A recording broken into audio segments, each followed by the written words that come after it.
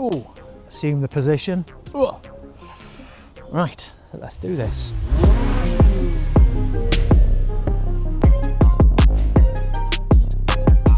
Hi everyone, Saturday evening in Bahrain. Saturday night is all right for fighting, probably on the roads back to Ufair where we're staying.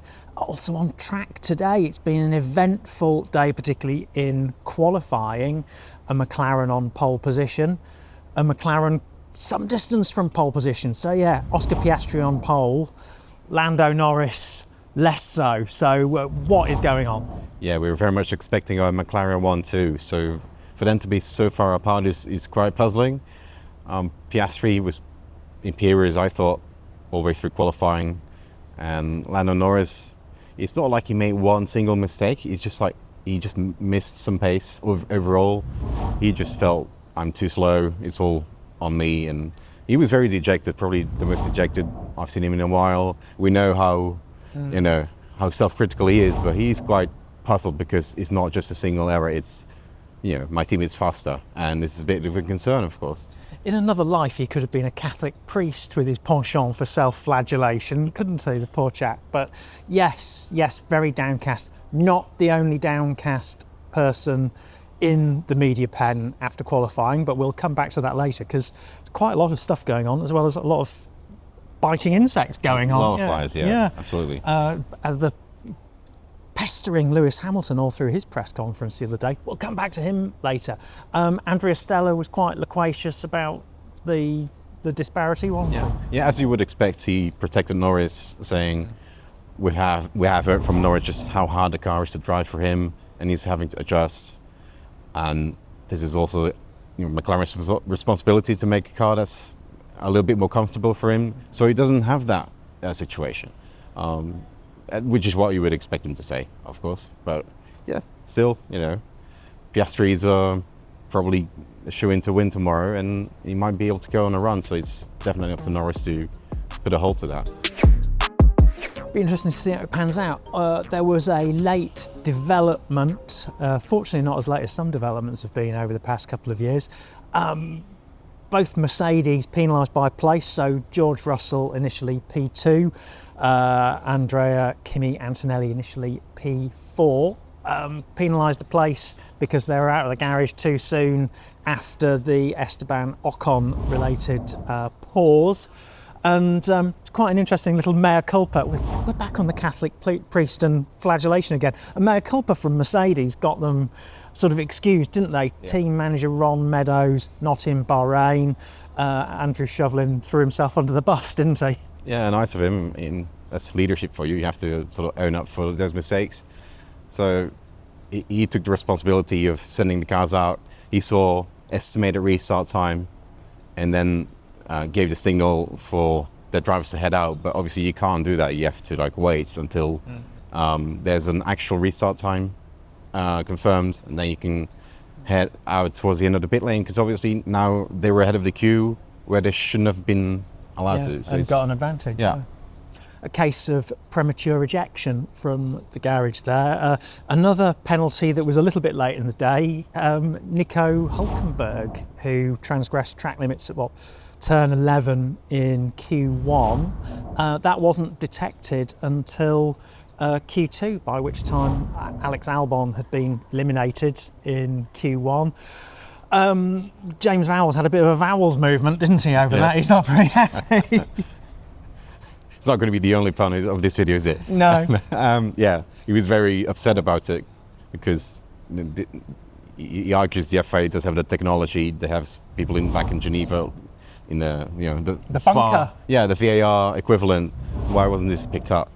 But obviously it robbed Alex Albon of the opportunity to take part in Q2 and finish qualify a lot higher than he did now. And the FIA explained, this is our mistake.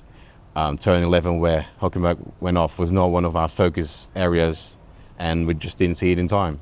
So it's a learning opportunity for the FIA. Good on them for holding their hand up. Not the only person today to hold their hand up and admit mistakes, so that's good to see.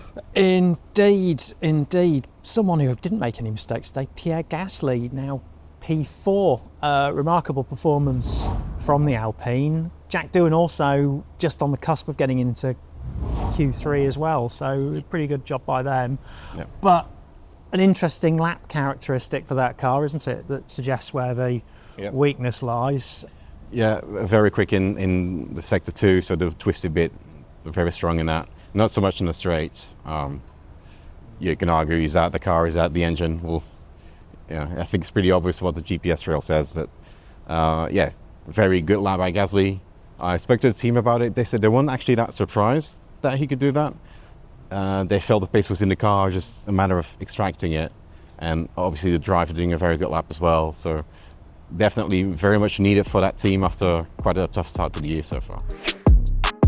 Some way back down the top 10, both Red Bulls, Max Verstappen, Yuki Tsunoda, and Max dropping a little bit of a bombshell in the Dutch session. You know, our Dutch colleague Ronald has never been so busy. There's been a veritable conga line of supplicants from all of the languages other than Dutch coming to get a clarification of what Max actually said, which was, you know, essentially, I'm just taking part in this championship. I'm not fighting for it. Yeah, that's the good thing about speaking to him in Dutch. People always open up a little bit more in their mother tongue, don't they? So, yeah, he was quite strong. Said, as you said, you know, I feel like I'm just taking part. I'm not involved in the fight up front. I told the team over the winter test that we were going to be half a second behind, and look, that's what we are on a proper track that has high degradation and punishes our weaknesses. So they kind of kept up appearances in Suzuka, and he's pretty pessimistic that this is what the car really is.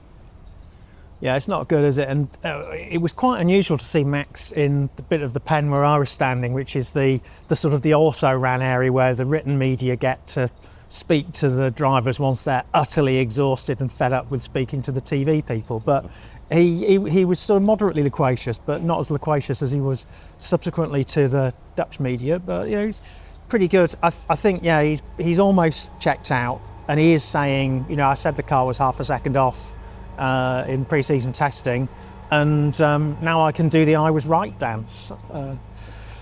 Someone else, and finally someone not doing the I was right dance, more sort of I don't know what to do with myself dance, Lewis Hamilton. The most dejected I've seen him in a media pen since Qatar last year, when he was about half a second off George Russell, his then teammate in qualifying. And Lewis can't account for the disparity between himself and Charles Leclerc. So Lewis and Charles have a new floor this weekend. Ferrari have fast-tracked a solution.